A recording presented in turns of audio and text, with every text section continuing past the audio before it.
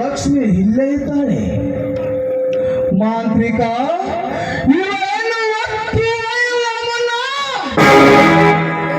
ನಾನು ಬಳಸಿಲ ಕದಿಯಲೇಬೇಕು. ಲಕ್ಷ್ಮಿ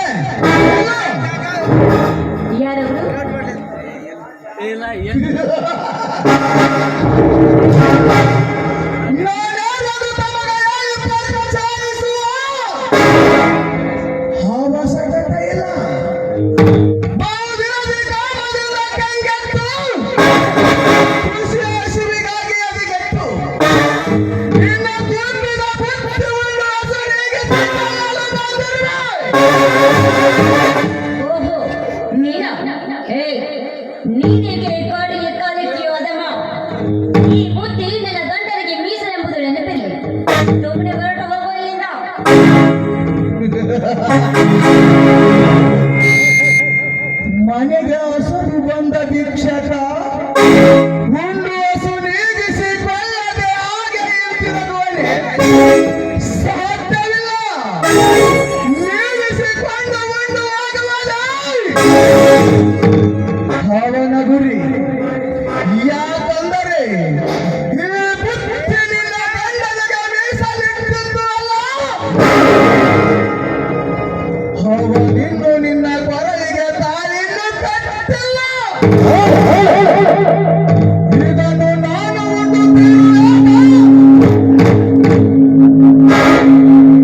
ನನ್ನ ಗಂಡ ನನ್ನ ಕೊರಳಿಗೆ ತಾಳಿ ಕಟ್ಟುವ ಕಾಲ ಸಮೀಪ ಬಂದಿದೆ. ಅದು ನನ್ನ ಮಾಮನ ಆಜ್ಞೆಗಾಗಿ ಕಾಯ್ದು ಕುಳಿತಿದೆ. ಯಾಕಂದ್ರೆ ನಿನ್ನಂತ ಪಾಪಿಯ ಪಾಪದ ಕೂಡ ತುಂಬಬೇಕಾಗಿದೆ. ನಿನ್ನ ಅಂತ್ಯಕ್ಕೆ ನನ್ನ ಮನೆಯವರನ್ನೇ ಒಳಗಬೇಕಾಗಿದೆ. ಅಂತ ಯುದ್ಧದ ಪ್ರಾರಂಭದ ಬುದ್ಧಿಯೇ ನನ್ನಿಂದ ಬಯ್ಯವಾಗುವಾಗ ಅವರಲ್ಲಿಂದ ಊದಬೇಕು. ಇವನು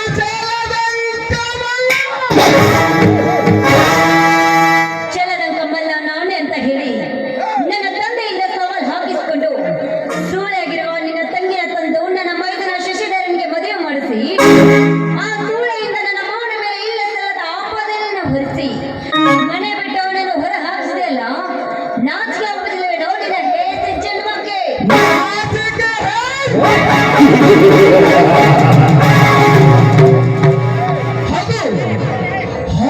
ಪೂರ್ಣ ತಿಳಿದುಕೊಂಡ ಈ ಮಾತಾನಿಗೆ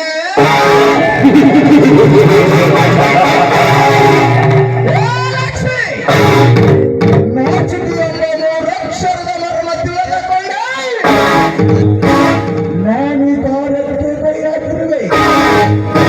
ನಿನ್ನ ಅಣ್ಣನ ಮನೆ ಸೇರುವ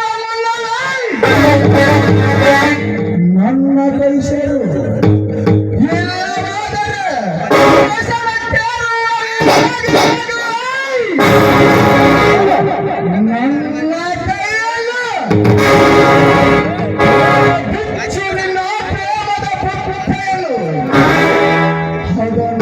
ಮನಸ್ಫೂರ್ತಿ ಸಂತೋಷ ಪಡಲು. Okay brother, okay. ಕೊನೆಯದಾಗಿ ನಾನೇ ನಿನಗೊಂದು ಮಾತು ಹೇಳ್ತೇನೆ, ಸ್ವಲ್ಪ ಚಿತ್ತಗೊಟ್ಟು ಕೇಳು. ಹೊಟ್ಟೆ ಹಸಿನ ತೃಷ್ಣೆ ನೀಗಿಸುವುದು ಈ ಬುದ್ಧಿ. ಕಾಮದ ಹಸುವಿನ ತೃಷ್ಣೆ ನೀಗಿಸುವುದು ಈ ಬುದ್ಧಿ. ಹೊಟ್ಟೆ ಹಸಿವು ನಿನಗೂ ಆಗಿದೆ, ನನ್ನ ಗಂಡನಿಗೂ ಆಗಿದೆ. ನಾನಿನ ತೋಟಕ್ಕೆ ಹೋಗಿ ಒಂದೇ ತಾಟಿನಲ್ಲಿ ನನ್ನ ಗಂಡನಿಗೆ ಊಟ ಬಡಿಸಿ ಬರ್ತೀನಿ. ಅವನು ಉಂಟು ಬಿಟ್ಟ ನಂತರ ಅದೇ ತಾಟನ್ನ ನಿನ್ನ ಕೊಡ್ತೀನಿ, ನೀವು ಊಟ ಮಾಡಿರುತ್ತೆ. ನಿನ್ನ ಗಂಡ ಉಂಡ ಬಿಟ್ಟ ಎಲ್ಲವನ್ನೂ ಒಂದು ಹೇಳಿದೆಯಾ? ಹೌದವನು ನಾಲೈಕ.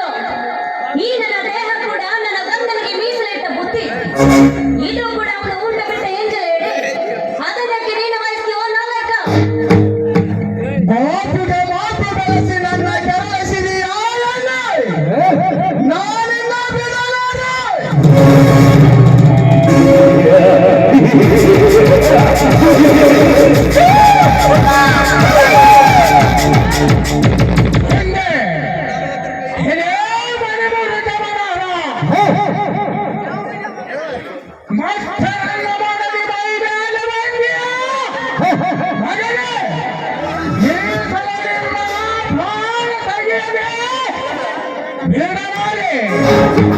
ಪ್ರಾಣದ ಅಂಗಗಳನ್ನು ಈ ಸಂಘ ಭಾಷಿತರಲಾಗದು.